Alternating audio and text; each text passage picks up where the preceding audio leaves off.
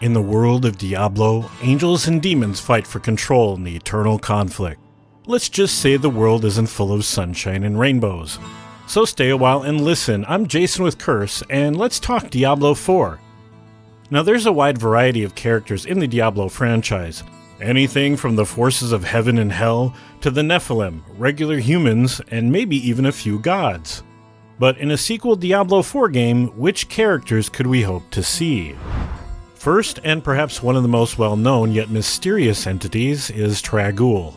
Now, Trag'Oul has been mentioned all over the place, and for good reason. He's an ancient and mysterious celestial dragon who guards Sanctuary and maintains the balance between heaven and hell.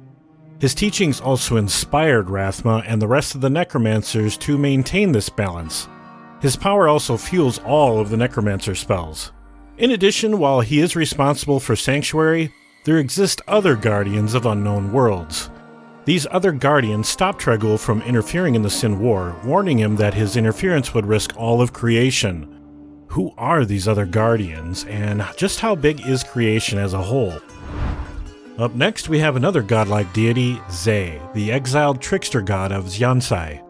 We hear tales of Zay in Diablo 3 and the story behind him. You see, Zay was once the greatest thief in the world and sought to steal from Durgest, the demon god of desire. Zay would aim to steal that which was the most precious, Durgest's wife Lyria. He would succeed, but as revenge, Durgest would slay everyone Zay had ever held dear, including Lyria. Zay would manage to trap Durgest in a gemstone, taking Durgest's place among the Xiansai gods. But this was not to last. The gemstone prison was flawed, allowing Durgest to drain the life from the owner.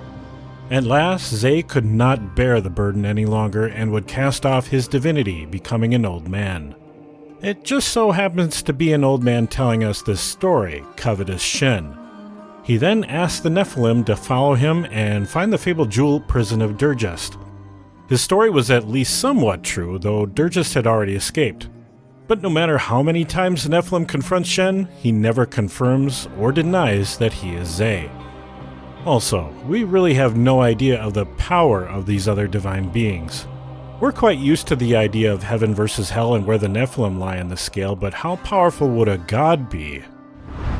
How about a familiar face, Leah, the orphan child who accompanied Deckard Cain all the way to his end and then continued on with the Nephilim until her own mother betrayed her? We saw her become the conduit for the primeval Diablo. We know Diablo was slain and banished to the Black Soulstone, but it was also shattered by Malthael, so in all likelihood the demons inside were freed.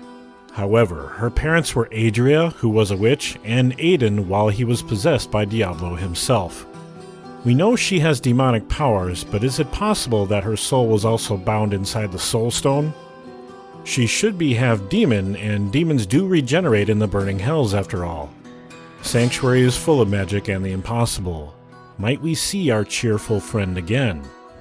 Taking a step back to the beginning, do you remember Lilith and Inarius? I mean, they've caused all of this trouble in the first place. It'd be somewhat fitting to see them in the next installment.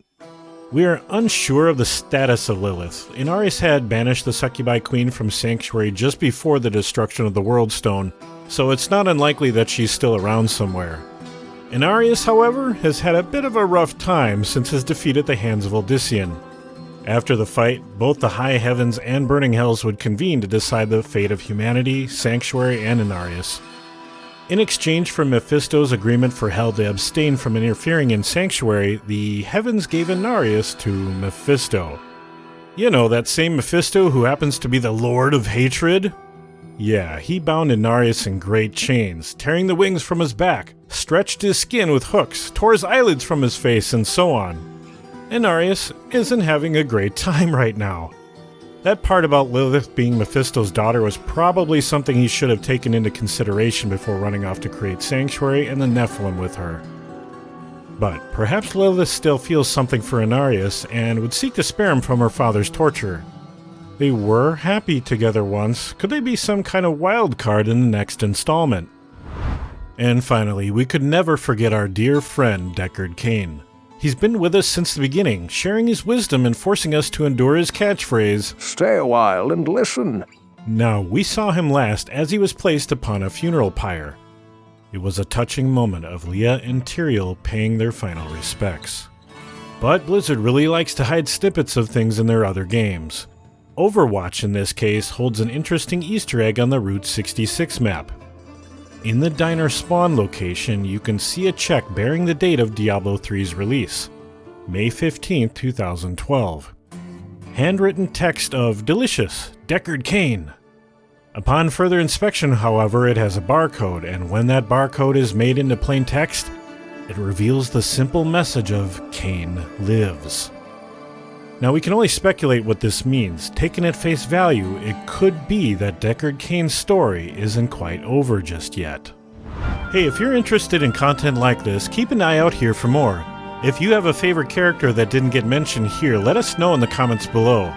Check out DiabloFans.com for other Diablo-related information. I'm Jason with Curse saying thanks for watching, and enjoy the game.